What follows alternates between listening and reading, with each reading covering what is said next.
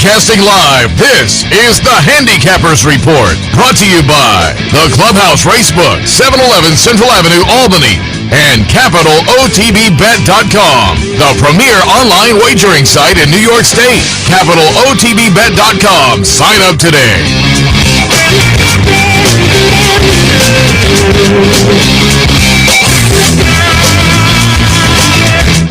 Good morning. Welcome to the Handicappers Report for this Saturday morning, April 10th. Seth, Merrow in the studio via Zoom. Brian Nadeau. Brian, good morning. Seth, good morning to you. Good morning to everybody back home. It's a pretty darn nice day here in Fort Lauderdale. I don't know about your neck of the woods, but I think it was pretty warm this week, right? Yes. I'm hoping we've turned the corner, but it was actually unseasonably warm, so it may cool down a little bit. But yeah, the past couple of days have been gorgeous up here. No complaints up here. But yeah, nice day weather-wise everywhere, or at least here and there. But a nice day racing as well. You're going to take a look at Keeneland. They have the Lexington and some other nice stakes. I'm going to take a look at Aqueduct. But don't fear, there will be some Oaklawn conversation coming up at the top of the hour, 10 o'clock, Racing Across America. We talked yesterday, actually, with Rick Hammerly, the racing director of racing at Oaklawn, went over all the stakes action, and just talked a little Oaklawn in general now that they're, heading to the home stretch of that meet. Although it used to be, and we talked a little bit about that, this would be the last day, but there's still some meat left for Oaklawn, which I'm all about because I love the Oaklawn racing and wagering on Oaklawn. But again, we'll have conversation about the Arkansas Derby and other stakes coming up at 10 o'clock on Racing Across America. Also, your colleague, Jeremy Plonk from horseplayernow.com. We'll talk a little three-year-old action with Jeremy on Racing Across America as well. And we'll talk a little three-year-old action with you before we get into today's action, because I want to go back and get your thoughts on last week. My take on last week was, I think it just kind of showed that 2021 is playing out the way the three-year-old seen the Derby Trail seems to have played out over the past few years, save for last year, which was a whole special case. But we had this year, just as I say, the last 4 or 5 years, those big performances or those promising allowance runners that just then didn't really validate. So there was some inconsistency. And we saw that again last week, the perfect example, the Wood with Bourbonic winning at the big price, the Todd Pletcher $900 exacta, and more importantly, the Logicals not showing up in the Wood Memorial. A little bit of an upset out in the Santa Anita Derby, but the one consistent this year on the Derby Trail, Essential Quality, a ding-dong battle in the Bluegrass. Doesn't the Derby have $43 written all over it, Seth? I mean, maybe Essential Quality's too good. I don't know. But, boy, yeah, these three-year-olds have not separated themselves. They've not run fast. They're not flashy. I know Essential Quality finally got himself into a dogfight, and, golf clap to him for gutting it out in the Bluegrass. But if you weren't necessarily a fan going in, you certainly, the door is more ajar coming out. I believe you're at a 97. It's like, okay, that's fine. The Santa Anita Derby winner was impressive. There's no doubt about that, because he did run pretty fast. I believe he heads to Kentucky right now as the only horse with 100 buyer, and he did it really fast on the lead. But, sometimes that Santa Anita track, it's tough to take that at face value. And then you said it, the Wood, Seth. My goodness, if that horse wasn't trained by Todd Pletcher, he would have been 720 to 1, not 72 to 1. And all the major players, like you said, just didn't run an inch. So, man, I don't know if we found it. The only thing I will say is maybe we found out last week. I was not convinced. Highly Motivated was a two-turn horse, and he really, really ran well in the Bluegrass. So maybe that sets him up for the Kentucky Derby. But then if you want to look at the other side of the coin, those two horses go to the Kentucky Derby now off a gut-wrenching effort just 4 weeks out. So it's all the eye of the beholder on the first Saturday in May, isn't it? And, man alive, it's a crazy year, Seth, to me. And I don't I don't see it getting any different, come May 1st at Churchill Downs. Yeah, I played a couple of Derby exactas in the future pools that include Essential Quality and all others. I'm feeling pretty good about the ticket at this point. Essential Quality, as you say, has to come back and follow up the performance the other day. But I boxed him up so he can run second behind one of the all others. I'm thinking all others is going to get me a nice contingent of runners in the gate. And you mentioned Rock Your World out at Santa Anita, who I think you kind of alluded to it. I think he's going to be maybe a wise guy horse coming into the Derby, but 2 turf races and the Santa Anita Derby, he comes in lightly raced without, other than a great performance in the Santa Anita Derby, much of a dirt resume. So how confident would you be with that as your wise guy horse? Yeah, and I think he's probably going to be 6-1. And honestly, he should be 6. He could be favored off that race. Yeah. He won't be, but you could make a case that he should be. If you take that race at face value, Seth, he's going to win the Kentucky Derby. I mean, it's going to happen. But again, as I said, it's at Santa Anita. Things can be a little funky out there. It was a bad race too, where no one else did any real running, and he just ran them off their feet. Who knows if he goes 46 to the half in the Derby? That to me, that's not a recipe for success. But again, he might run a bunch of average horses off their feet in Kentucky too. So he's a major, major player. But I also think, like I said, at 6-1 in a 20-horse field, you're allowed to make him prove it too. Just before we get to today's action, any thoughts in the Arkansas Derby? As I said to you off the air, my only thoughts are I cannot believe that they got 6 horses for $1.5 million. I must just be missing the boat or something. I don't really get all the hubbub about Concert Tour. I think he'll win today, and I think he will be a 1-5 favorite. Oh, it's $1 million, not $1.5 million. He looks 1-5 in there. Not even money like the more. But people are judging him off his Rebel win, and I don't know. There'll never be another race like the Rebel. He walked on the lead. The only other horse in the race, Caddo River, ran for 5 furlongs and stopped. So of course he's going to blow out the race. He didn't really do it in fast time. So I am in a wait and see, must prove it mode with Concert Tour. And fortunately for me, or maybe unfortunately for me, I don't know. It'll take the Kentucky Derby to prove it, because I don't really see him doing anything less than drubbing that field again today, especially from the perfect outside attack post. You said you looked at the race for the one sheet. Especially with how badly Caddo River ran in the Rebel in the post position today, it's very, very hard to think Concert Tour doesn't, run up the score again. Yeah, in the short field, he looks pretty good in there, and again, we have a little conversation about that coming a little bit later on. But let's jump into the action. Again, I'll have Aqueduct after you wrap up Keeneland. You're going to look at this Saturday Keeneland card highlighted by the Lexington, but a nice undercard of stakes as well. Oh, I should mention, yesterday, I liked Raging Bull. Did you watch the Maker's Mark Mile? Yeah. I thought the horse looked... I handicapped, I liked him on the afternoon show. I said, he's only won 1 in 10 over the past 2 seasons, 2020 and 2019, but this was his seasonal debut, and it just looked to me like he was, even though he hadn't been a real win machine over the past couple of seasons, it looked like maybe he was a little bit better than the field yesterday. If you looked at my picks, you probably would have thought I've never handicapped a race before. I played it 1-2, and that was Got Stormin or Got whoever, Tom Bush's horse. It, to me, looked like a paceless race set where they would go very slow early, and my 2 picks would have plenty late. And after a quarter mile, it was like you have no chance of winning. They went ballistic up front. I just did not see the race that way. But with that being said, I believe it was Irad Ortiz put Raging Bull in the race much sooner than he's usually in the race, and I think that was decisive. He was awesome, wasn't he? Yeah. Man, alive. Yeah. So good. Makes the lead off the far turn. You would have never said that either, and then just blew the field away. So, yeah, Chad Brown, a job well done there, because, it was a good ride, too, because, like I said, Irad took him, maybe we thought a little bit out of his comfort zone, put him in the race early, and it was just it was lights out from there.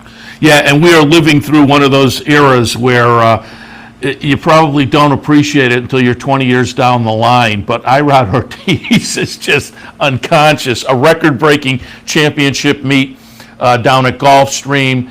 And my trivia question on the Daily Report podcast a few days ago was, we've completed the first week of the Aqueduct Spring Meet. How many wins did Irod Ortiz have? There was 27 total races last week, Thursday, Friday, Saturday, as they opened up the Spring Meet. No racing on Easter Sunday. 27 total races. He won 12 of them. Wow. It's amazing. Yeah, it's just incredible. I'm not a jockey's guy. I probably said it ad nauseum, but I will say this. He has an uncanny ability, to get horses to run for him, but he is just always in the right spot. And it doesn't matter from where. The post position, it doesn't seem to matter. He always has horses in the right spot. Yeah, as I say, he is on quite a run. All right, let's jump in. Keeneland for Saturday afternoon. The opener today will be a B-condition $40,000 claimer. They will travel 6.5 furlongs. How did you see the opener? 3-4 over the 5, and I'll give these one-sheet selections, Seth, and we'll update them after the scratches. I know some rain came in yesterday, but I think it's okay today. We'll have to see, but we'll check that out. I'm hoping for a little bit of a meltdown here, Seth. The class-dropping Best of Greeley for Johnny Ortiz didn't fire at Oaklawn, but it was off almost a year layoff in a very, very aggressive spot where he was not entered for a tag. Now you see him second off the long layoff drops. You can kind of say, I wonder if this is the spot that Ortiz, had in mind all along. So I'm going to play him. He's going to need some pace help up front because he has no speed whatsoever. Artemis City Limits hasn't been out since December. Gets back to the main track. It's a Wesley Ward. It's funny, Seth, that Wesley Ward's winning everything at Keeneland, but with 2-year-olds. It's like, what world are we living in? Well, we're living in 2021, I guess. But this is the Ramses off the layoff on the class drop. And then number 5, Get Hammered for Ravelli and Irad, 33% off an elongated 180-plus layoff. So this is a bar that has them ready. But I think Artemis City Limits and Get Hammered will go at it early. I'm hoping that sets it up for Best of Greeley late. 3, 4, 5 right in a row in the opener. Yeah, and since I mentioned Irod Ortiz on your top pick, I should mention Luis Saez, who is having quite a Keeneland meet as well. And I mentioned it, we taped the interview with Jeremy Plonk earlier, who covers Keeneland, so we talked a little bit just Keeneland in general. And I mentioned when you talk about Luis Saez, you got to also toss in Kieran McLaughlin, who's now his agent. And nice transition from the trainee game into the agent game, taking over the book of Luis Saez.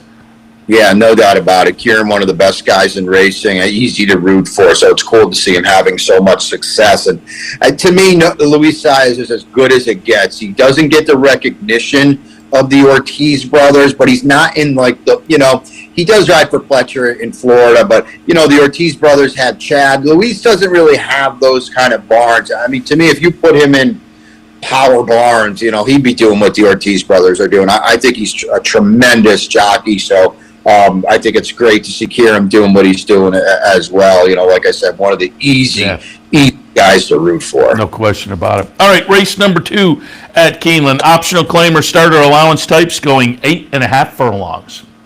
It's 5 over the 7-8. This kicks off an early pick 4. Seth, I don't know if you noticed, but these pick 4s, it's like they finally got the memo in Kentucky. For years, the horizontal exotics really weren't that well supported. Late pick 5 at Keeneland yesterday, Seth. This is a Friday. I know it was a grade 1, but this is just a Friday. They had over 850,000 in handle. I mean, they are firing it on these horizontals. So this is the early pick 4 here. It's just 5 over the 7-8. Walk-off looks like he's in the right spot for Danny Gargan, who had just that absolutely unbelievable Gulfstream meet, winning at a very, very high percentage. This one drops in class. He just looks pretty much better than an average field. His figures, his buyers, his thoroughgraphs are just much better here. Put him on top. Baby, I'm Perfect is the main danger. Actually favored on the morning line, but I think there's other speed, and that Saez is going to have to be aggressive from out here, and it might cost Baby, I'm Perfect late. So I've got him in second, coming off a real dud at Tampa too. And then number 8, Money for mischief. If you go back to the Churchill run 3-back, it would make him a tough beat here. But those last 2 races at Turfway and at Oaklawn were not pretty. I'm going to play against him 5 over the 7-8, that early pick 4. Moving on to race number 3 at Keeneland on Saturday. Maiden specials going a mile. 6 over the 3-4. Turn Again Tide for Brad Cox, Larry Best's OXO Equine. This is a lightly raced field of older maidens at Keeneland. I know it's just 3-year-olds and up. They're all 4 and up, actually. And Turn Again Tide's only run once. It was in September at Churchill Downs. And look at the horses he lost to. Idol has come back since to win the Big Cap and beat Maxfield. The Sound is another good one for Brad Cox. So the company this one kept to be 4th on debut, I think, is positive. And I just think a more mature, more seasoned Turn Again Tide will be too much for this group here. Number 3, Rare Stripe for Jack Sisterson, getting back to the main track will really help this one. He did really fire on the poly at Turfway. And then number 4, Extreme for Tommy Drury. Speaking of Turfway, they both come out of the same race. Tommy does a very, very good job. I would think this one off that debut with some seasoning for Claiborne Farm and Adele Dilschneider. So clearly this is the spot Tommy had in mind, so he gets it here. But I like Turn Again Tide, says 6 over 3-4. 4th race this afternoon. It's an allowance event. Non-winners are 1 other than scheduled on the grass, mile and a 16th. I separated the entry because I do think both of them can run in the money. It's 1 over the 4 1A. If for some reason Folsom comes out, I didn't want to default to the 1A because I like Aviano better, but I like Folsom on top. I like him a lot here. Look at the races he's coming out of and the horses he ran with. Those are stakes horses down at Fairgrounds. Royal Prince came back to win his stakes. I think Folsom, second time facing winners, and Brad threw him right into the deep end for this Juddmonte homebred when he ran in the black gold, and he ran very well to be 4th with a disadvantageous race flow that day. He's perfectly drawn here. I think he gets it done at probably 3 to 5 or so, because this entry is going to be super tough. This is not there's no way Aviano is favored over this entry. Aviano all out with a low figure to get the job done at Gulfstream last time. Now he faces winners. I think he's got some talent for Todd, and Todd's off to a white-hot start at Keeneland. He's tied for the trainer standings there.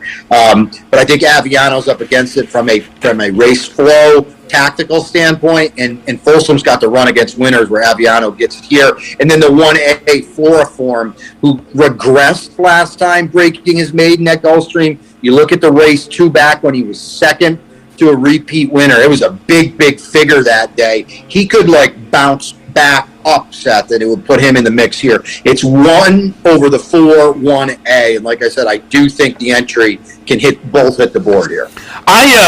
I looked at Keeneland for the afternoon show as well, and I'll just toss out, I thought British Royalty might be interesting at a price. With the Woodbine trainer, 2nd career start, they tried the stakes race up there, been off since that November start, now comes down and tries the dirt. Luis Saez picked up the call, that intrigued me. I used the 2 you used up on top as well, but I thought British Royalty could be a little bit interesting in here on the move from Woodbine. I don't disagree with you. Barb Mitchell does a good job, but speaking of Woodbine, it's unfortunate our friends up there aren't going to be running on the 17th, but speaking of, I was talking to our buddy Klaus last night for a little bit when I got home last night, so it was good to touch base with Klaus Ebner, our good friend from up at Woodbine, who does a great job up there.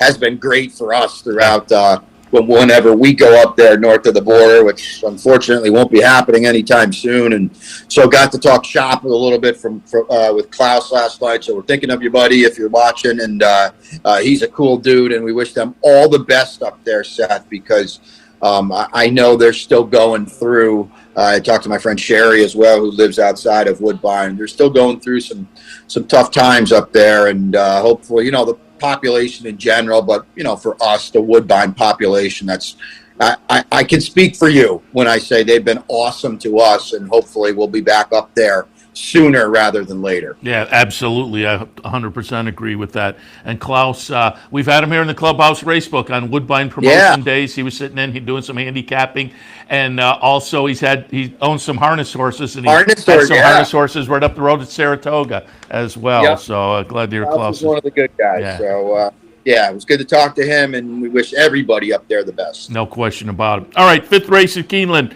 on Saturday. Maiden 20 claimers going a mile and an eighth. It's just one over the 11-3 set. There's a lot of races today at Keeneland where you can take some shots, and then I think there's some others where you just kind of have to pick the favorite and move on. And it looks like that's the case with Bold Victory, who pretty much lays over this field, takes the maiden special weight drop. New trainer, Brendan Walsh.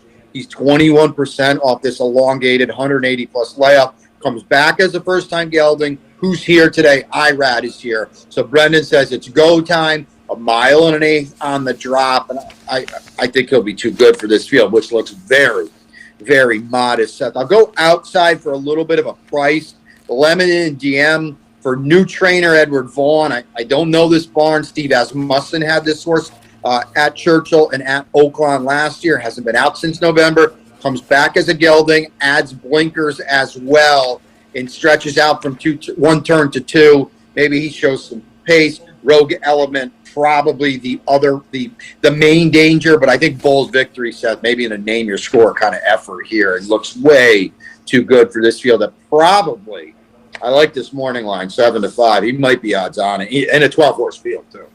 We'll do one more before we take the break. Race number 6 is an optional claimer with a non-2 other than condition. A mile and a 16th is the trip. So here's another one, Seth. I mean, the pick 6 in Kentucky is just never been a thing. It's $1 pick 6 at Keeneland. They got like $132,000 in yesterday, and it pays out on a daily basis. It's $1 pick 6. So food for thought if you're playing at home today or you're in the clubhouse. These horizontals at Keeneland, they'll get over $1 million in this late pick 5 today. They did it last week, so we'll talk about it in a second.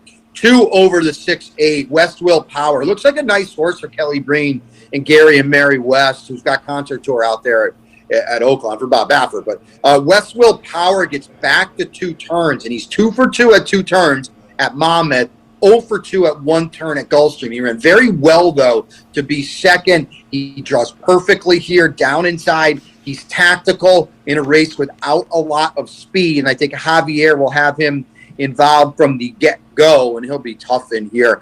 Alma Shriek was you mentioned Kieran McLaughlin earlier. I don't know if you remember this horse, Seth, but he got to Gulfstream. He had never run on the dirt, and he absolutely freaked on the dirt for Kieran first time out. Things have not gone well since. Now he's with Mike Maker.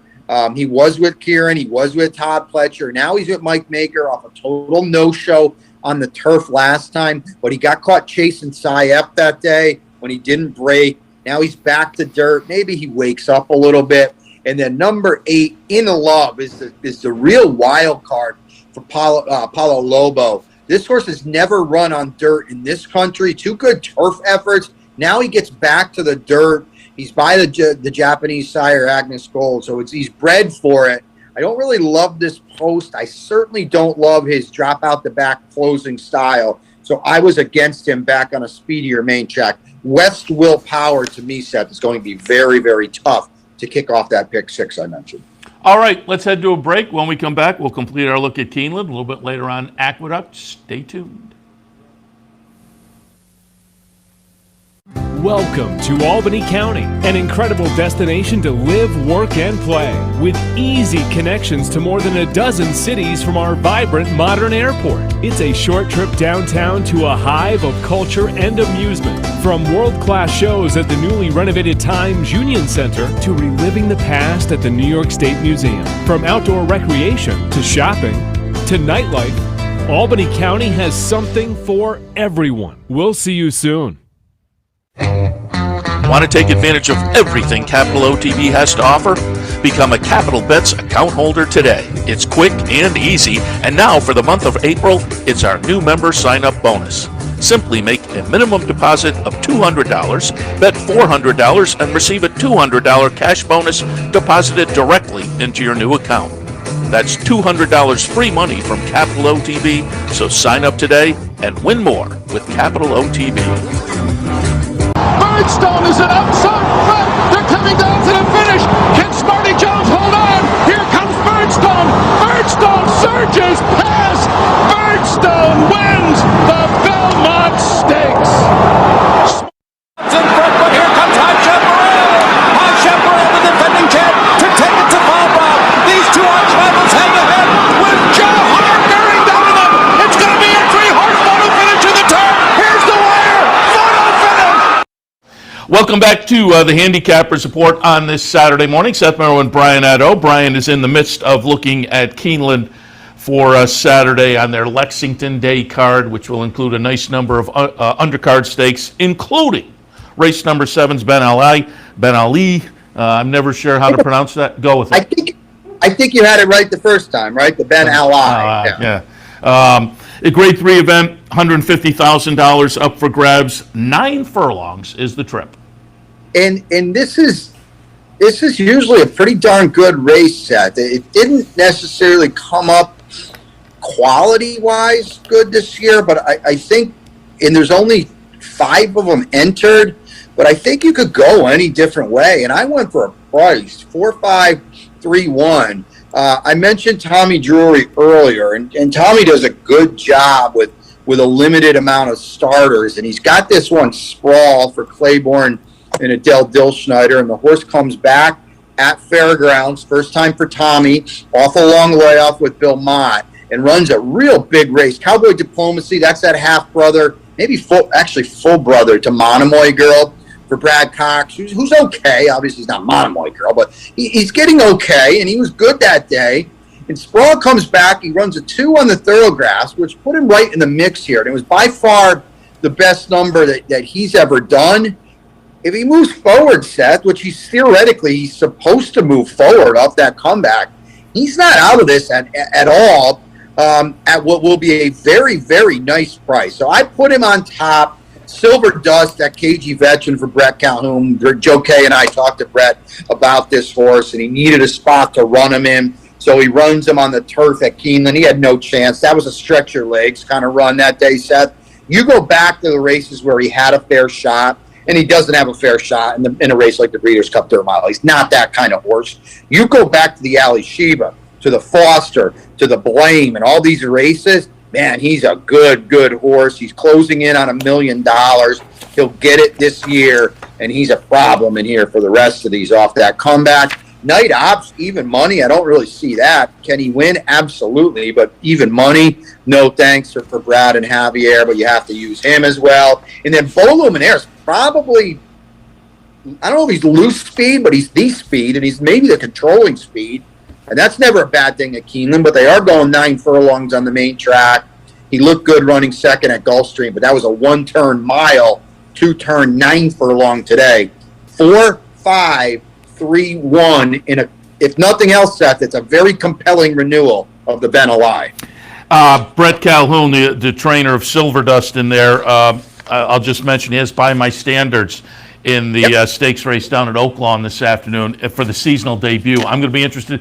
A really good season last year. It just ended badly. With the last couple of races weren't much, but I'll be interested to see what the comeback is like this afternoon. Again, we talk a little bit about that later on with Rick Hammerly on Racing Across America, but by my standard, it's going to be fun to see what he does in the seasonal debut. And that's a good race, Seth. Yeah. I know you looked at it. That's a really good race down there at Oaklawn. No question about it. All right, 8th race at Keeneland, the Giants Causeway. Fillies and Mares sprinting a quick 5.5 furlongs on the grass. Yeah, you mentioned a quick 5.5, and they will go quick in here. 2-1 over to 6-10, and because they're going to go quick, I like In Good Spirits. I saw her up close and personal on the cutback at Fairgrounds for Al Stahl. She was really, really sharp. Beat Yes It's Ginger for my buddy, your buddy, Joe Christopher. Yes It's Ginger had an awesome meet at Fairgrounds. Won a couple races, should have won a third. So I know In Good Spirits, that was just an optional claimer, but Yes It's Ginger, who she beat that day, is in very, very good form. There's going to be plenty of speed up front. Al's been patient with this gal. Now he's taking his time to come back in this spot, and I think she can mow them all down again. Into Mystics, definitely the horse to beat. for Brendan Walsh, and her best race is better than this field. You don't always get her best race, though. From down inside with a tricky post, I'm going to try to beat her on top. Number 6, A Bit of Bolt. If you look back to the last time she turf sprinted, the second to last time she turf sprinted, it was a huge effort right here at Keeneland, over the course, over the distance. So she's a major player. And then way outside, Jakarta is as well. But again, those two gals are going to be chasing the speed of LZ. I think it's got to fall apart a little bit, Seth. I'm going to play it that way. 2-1 over the 6'10", and a good addition of the Giants Causeway. Race 7, the Ben Ali, late pick 5. Race 8, the Giants Causeway, late pick 4 at Keeneland. And continuing that sequence is race number 9, the highlight of the day, the Lexington Grade 3 event, mile and a 16th for 3-year-olds, $200,000 up for grabs, and 20 Derby points to the winner. And there are actually 3 horses in here who would help move up the list and solidify potentially a position in the Kentucky Derby if they choose to go that direction, the most notable being Proxy in the field of 10. Proxy has had a good 3 or 4 days without running because there's already been some defections. Greatest Honor, I believe, one of the horses from Dubai. Proxy, I believe, Darren Rogers sent it out the other day. I believe Proxy is actually now 20th, but it's, I don't know. I guess they want points, Seth. I also wonder if they just want more racing for this nutty, kooky son of Tappet who still doesn't know what the heck he's doing on a racetrack. Mike Stidham tried blinkers. It didn't really work in the fairgrounds in the Louisiana Derby. We talked extensively, him and I, after the Risen Star. When you watch that race and Proxy was going backwards on the far turn, John Velasquez got to get into him. Then he re-brakes and goes forward. He was pretty bad he was pretty average in the Louisiana Derby. And I talked to Mike for quite a while right after the race and said, Brian, I don't know. He ran the same race he did in the Risen Star with blinkers on. So I just don't know. So I feel like they think more is better for Proxy and they want more experience with him. Even though he's run 6 times, he still hasn't really figured it out. With all that being said, and he lays over this field on paper, Seth, and he certainly looks like he'll get a dream race flow because there's so much speed to his inside.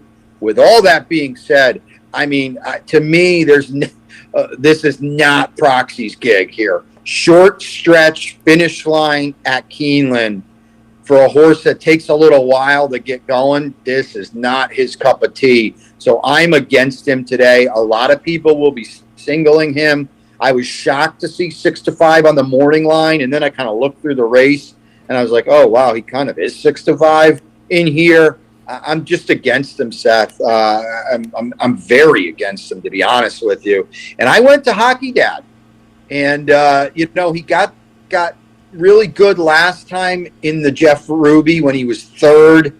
He needs points. He draws much better. He's got a win on dirt. It was at 6 furlongs. He'll be just off all that inside speed, Seth. I think he's in a good spot here. He should get first run on Proxy. He's shown he can handle the dirt. He's by Nyquist out of a Yankee Victor mare. So there's 2 turns in this pedigree through and through. And Hockey Dad at a nice price I will put on top over Proxy. Excuse me, who I mentioned. Unbridled Honor. I like that dirt win 2 back at Tampa. He was okay in the Tampa Bay Derby. Here's the other thing about these 3 horses. They've all run without Lasix, and that's a big deal. You look at these inside horses, Noble Reflection, Swiftsure, Bezos. They've never run without Lasix, Seth, and it's a wild card. Star in My Dreams really ran well in the Louisiana Derby, our race down at Fairgrounds. Don't sleep on him underneath at a decent price. Or Dally Stewart, who's having an awesome year.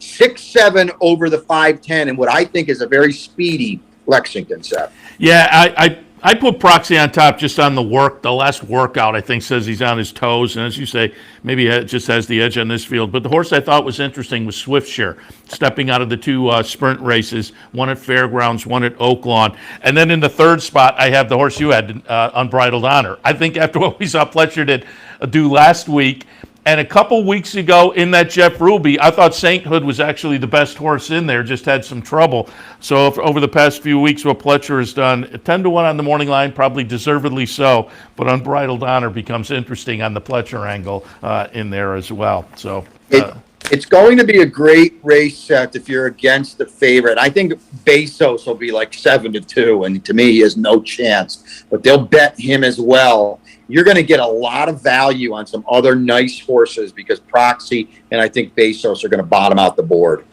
All right, let's take a look at some more stakes action on Saturday at Keeneland. Another Grade 1 event, $300,000 up for grabs. Race number 10 is the Jenny Wiley Fillies and Mares 4-year-olds and up, going a 1.16 on the grass.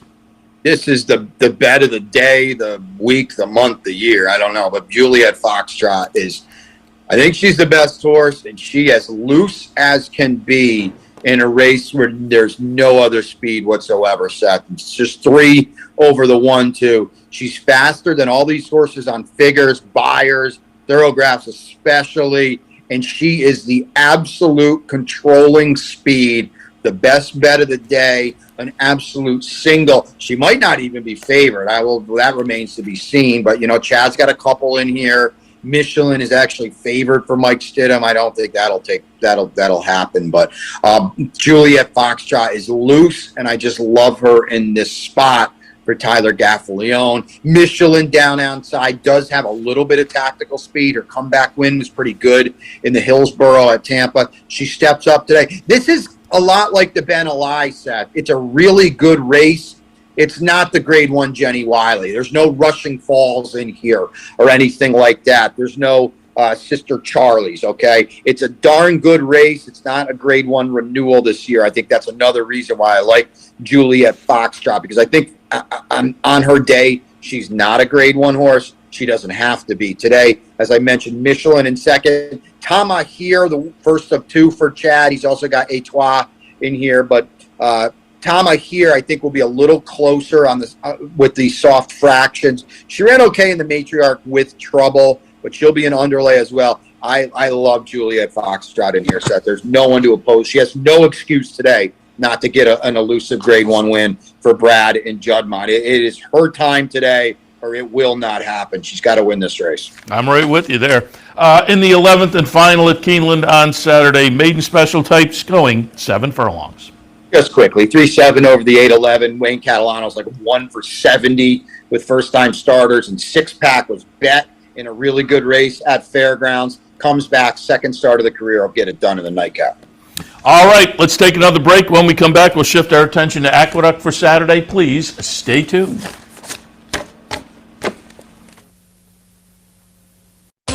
Capital OTB is now streaming live on Roku.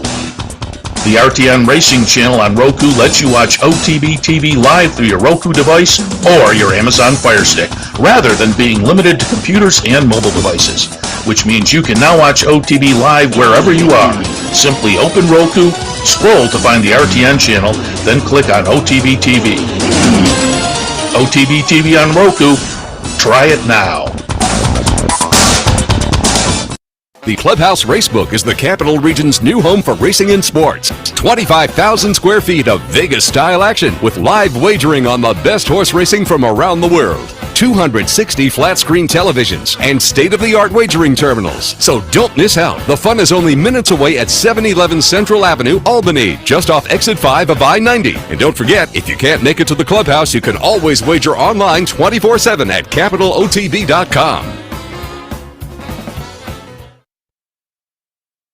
Where's the best place to find your favorite teams, your favorite food, daily drink specials, and wagering on live horse racing? Legends Field Sports Bar, 711 Central Avenue, Albany. Get your game on day or night with 75 flat-screen TVs, tournament-style pool tables, a private banquet room, and live horse racing. So if someone asks you, where's the best sports bar in the Capital Region? Tell them Legends Field Sports Bar, inside the Clubhouse Racebook, 711 Central Avenue, Albany.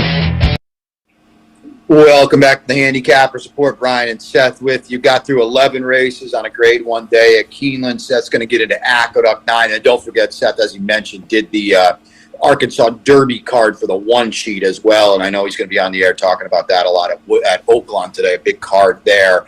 As he also mentioned, it's not the last day of the meet like it normally used to be. They've added on a few weeks, but it's their biggest day. Fun card down there, so check that out. And next week, Apple Blossom, potentially Monomoy Girl and Swiss Skydiver in the Apple Blossom next week. In the Apple Blossom. I thought you meant close of day. No, you're right. Yeah. And Latruska and a couple others, too. It's not just Monomoy Girl and Swiss Skydiver. Clearly, those are the headlines, though. So, yeah, for sure. I believe they go all the way through Derby weekend now at Oakland. Don't they, Seth? Yeah. And I don't know, last year they had that race that was an automatic entry into the Preakness. They had it on Derby Day. I haven't looked.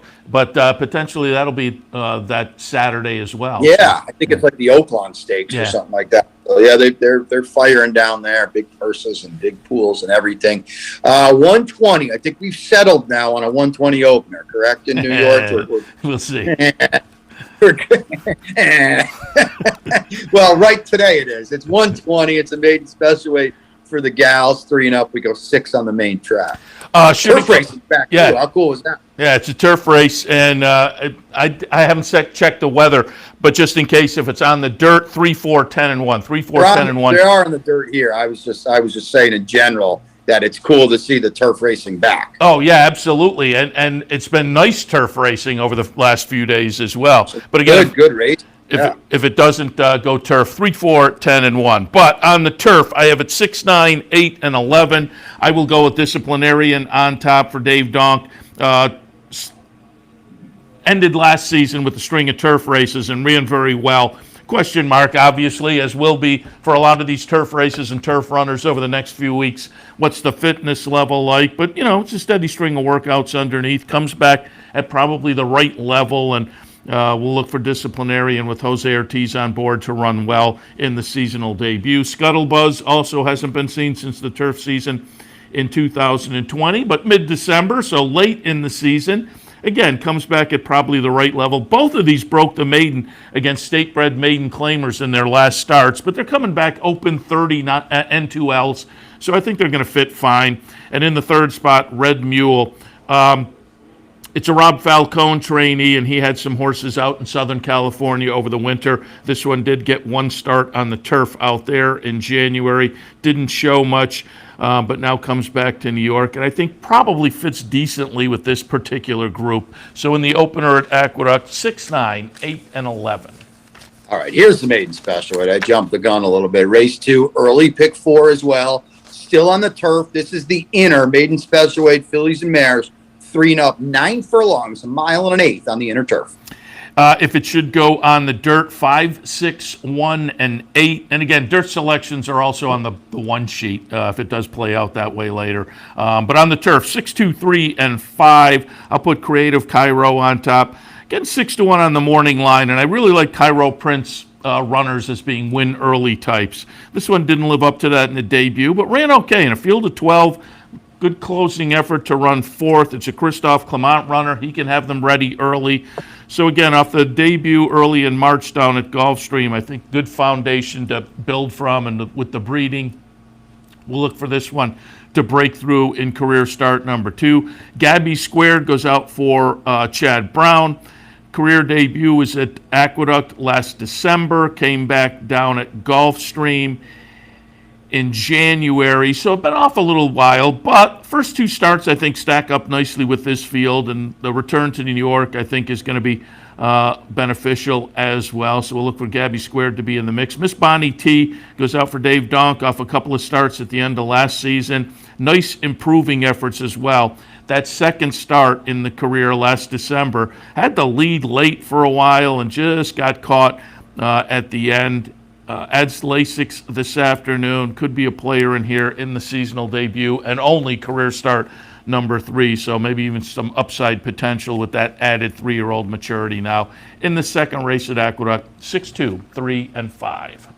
All right, main track time in the third, starter optional claimer for 3 and up. We go 7 on the main track. 4, 7, 5, and 8, Romp on top. Started the career with a bunch of off-the-turf efforts at Laurel and Pimlico. Then down at Tampa, finally got onto the grass and didn't show much that day, but then back over to Gulfstream on the dirt and won to break the maiden. Maybe more notably than the return to dirt was the move down into the 35,000 claiming ranks. Comes back today in a starter optional claimer, and so I'm not quite sure how this horse would normally class up, but I think given what we saw last time, I think it's going to match up okay with this particular bunch. I don't know whether this is a 50 optional claimer starter allowance type horse, but I think in this field, he is. So I'll put Romp on top. Second slot, Purple Hearted, goes out for Chris Englehart off a maiden breaker for a tag, dropped in for a tag and broke the maiden at a mile, cuts back to the 7 furlongs off that nice effort and belongs in the conversation as well. And Respect for All won an open 32,000 claimer last time, did it pretty convincingly. It was over a sloppy track. Maybe that played into it a little bit, although the maiden breaker on a fast track was okay as well. The two races that those two wins bookend are not quite as inspiring, although the numbers are pretty consistent, and I think match up okay with this group, certainly to be in the hunt. In the the third at Aqueduct, 4, 7, 5, and 8. Well, here is the fourth. Now, this kicks off that mandatory payout Empire 6 that they're still doing. We're back on the turf here. State-bred fillies and mares 3-up, 6 on the outer turf in this one. 6 furlongs. On dirt, if it should switch, 4, 2, and 1. 4, 2, and 1 on the dirt. But on the turf, 8, 3, 4, and 7. I'll put Mona's Tail on top. Had been in the barn of Danny Garrigan and had shown, flashed some talent early in the career. This is going back to 2019. Won the second career start pretty nicely. Then laid off a few months and got a start early last year in a stakes race down at Gulfstream. It didn't run poorly necessarily, although wound up 7th by 5 lengths, but was in the hunt for much of that race. It was only the third career start and stepping out of state-bred maiden company. So given all of that, it was okay. Followed that up later in the season at Belmont, running poorly in a non-winners of 1. But given the 2 starts with the promise and then having only 2 starts in 2020, there was probably some issues. Now comes back in the barn of Bill Mott. But again, what we saw early in the career said this horse has some promise. And I think the workouts had been down at Payson Park for Bill Mott, came up to Belmont and tossed in an okay work. I'm going to hope this one can kind of rebound back to the promise we saw early in the career and maybe move forward now as a very lightly raced 4-year-old, maybe some added maturity there. 8-1 on the morning line, but I'll take a little pop that Mona's Tail is able to improve on this comeback effort. Fresco in the second spot. Hasn't been seen since last December for Christophe Clement, but another one that has shown some nice promise in the state-bred allowance ranks. 7 times in the money and 9 starts, so in the mix more often than not. And Snicket in the third spot. Yet another one, I mentioned it earlier. This is going to be the case for the next few weeks. Turf runners coming back, and Snicket hasn't been seen since the middle of December. Wasn't a good effort in the first try at this non-winners of 1 level, but I think the horse is better than that. And another one that overall is fairly lightly raced, now comes back as a 4-year-old and may show a little bit of ability in here with that added maturity. In the fourth, I have it 8, 3, 4, and 7. All right, let's take our final break on the Handicappers Report. 4 down at Aqueduct. When Seth comes back, we'll get through that late pick 5. Stay tuned. I'm Seth Merrow, and as serious horse players, we know that information is critical when placing a bet. With live streaming of more than 30 tracks, race replays, free past performances, and daily picks from professional handicappers, no one gives you more up-to-the-minute information than Capital OTB. Combine that with the best player awards in New York State, and you have everything a serious horse player needs to be successful. Win more with Capital OTB. Winning starts here. The The Capital Region has some of the most sophisticated horse racing fans in the country. That's why Capital OTB built the Clubhouse Racebook. Here you can wager year-round on the best horse racing from around the world. The Clubhouse also has monthly promotions including live bankrolls, handicapping contests, and so much more. Like sports? Watch your favorite teams on more than 30 screens in Legends Field Sports Grill. Food, sports, and the excitement of championship horse racing. Only at the Clubhouse Racebook, 711 Central Avenue, Albany.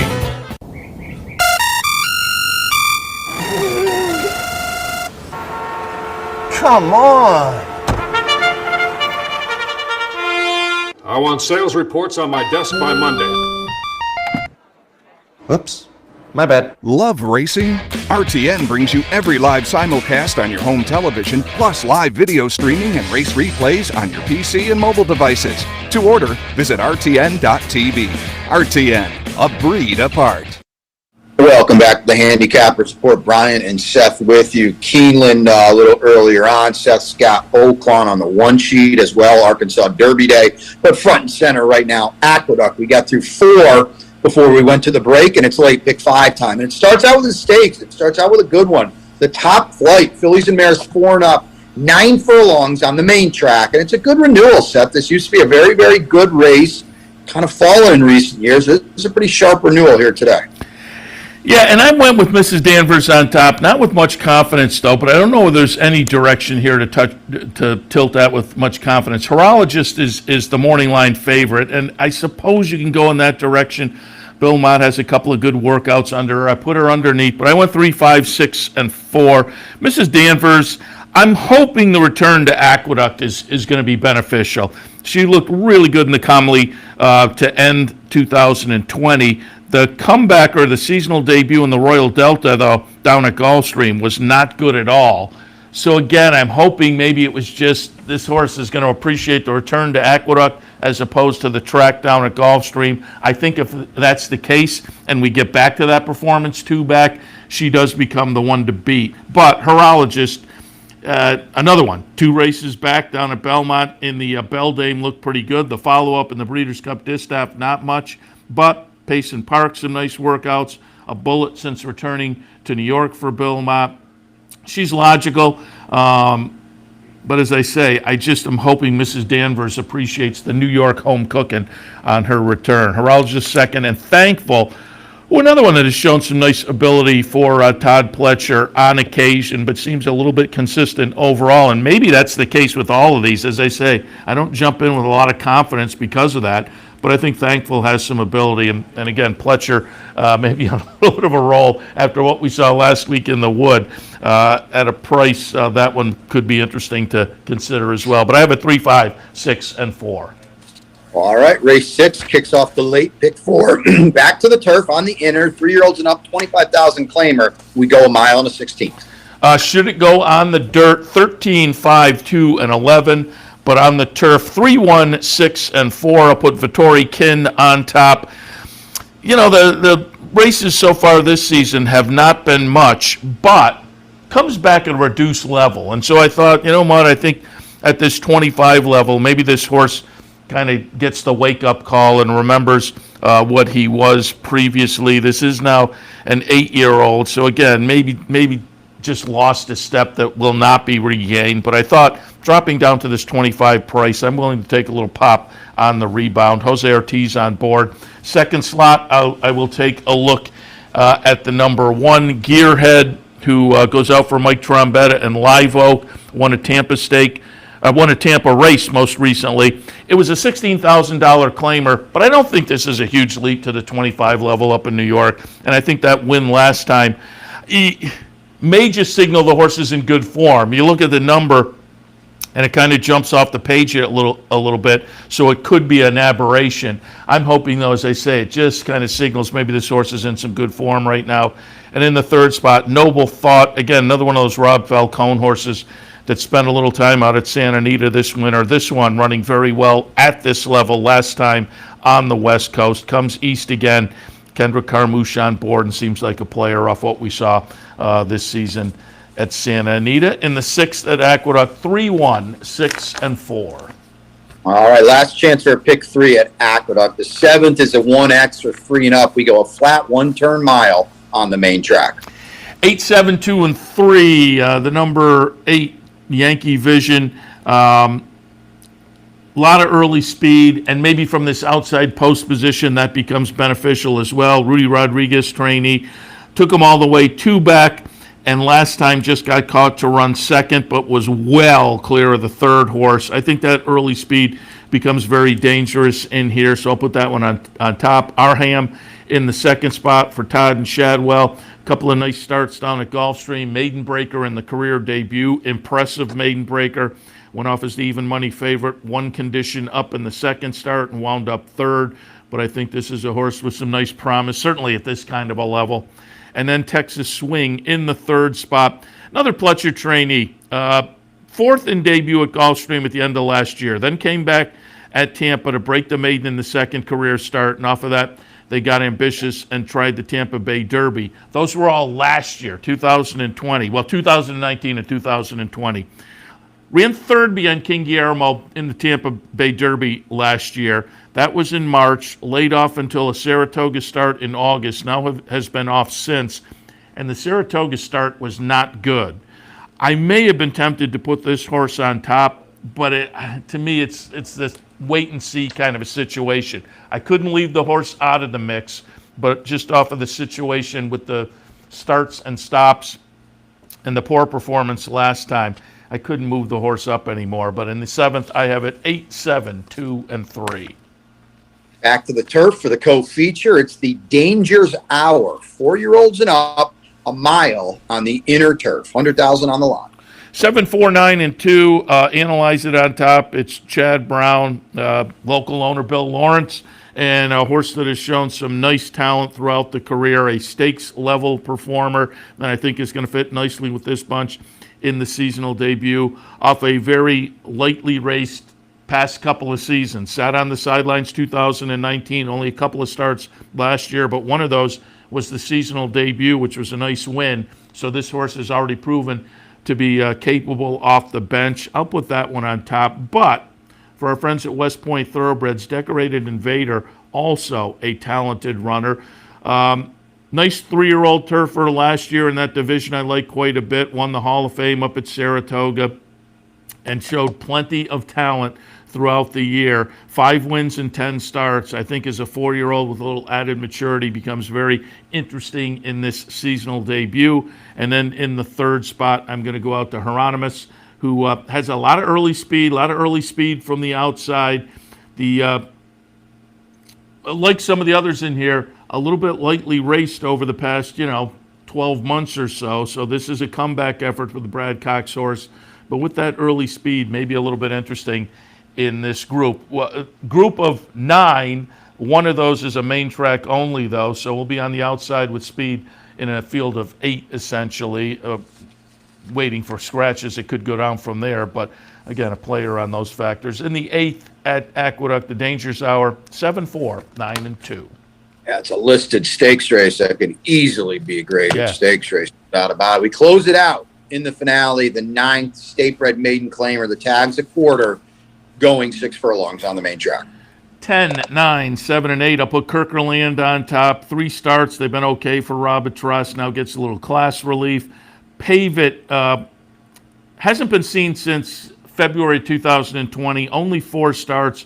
Those are all maiden specials. Now comes back at a reduced rate for our friend Roddy Valente and can be a player in here. I like that Pave It for Roddy Valente. Very clever. And Mike Romey in the 3rd spot, Horatio DePaz trainee. That the career debut was pretty good. For another trainer, now moves into this part. Career debut, I said pretty good.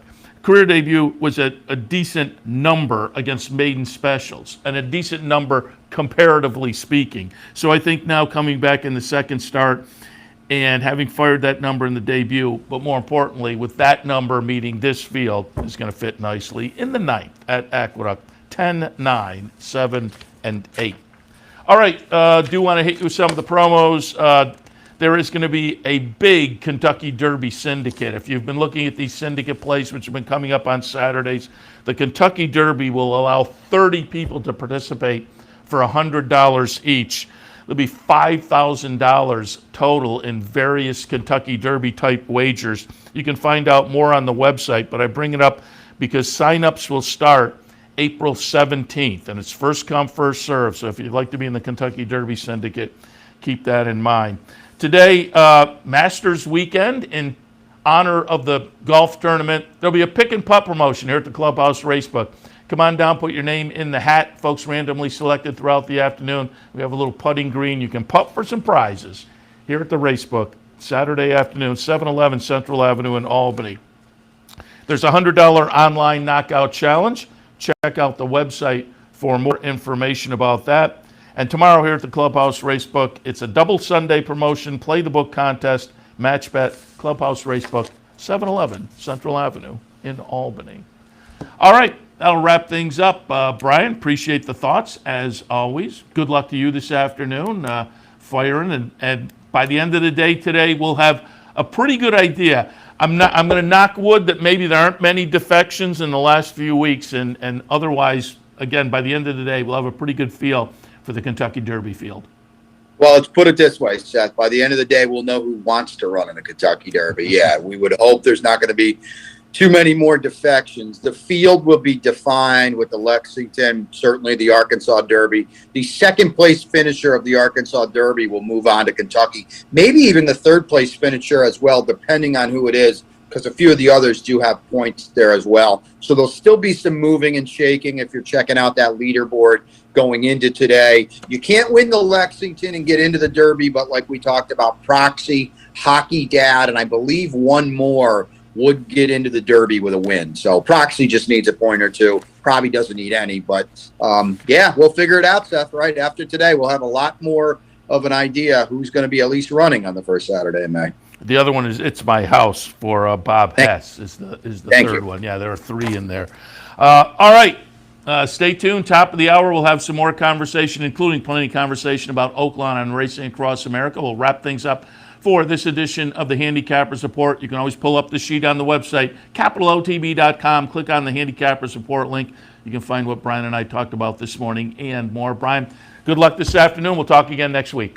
Sounds good, Seth. You too, and everybody back home. Wrapping it up for the Handicapper Support. Stay tuned. Coming up, Racing Across America. You're watching OTB TV, a service of Capital Off Track Betting.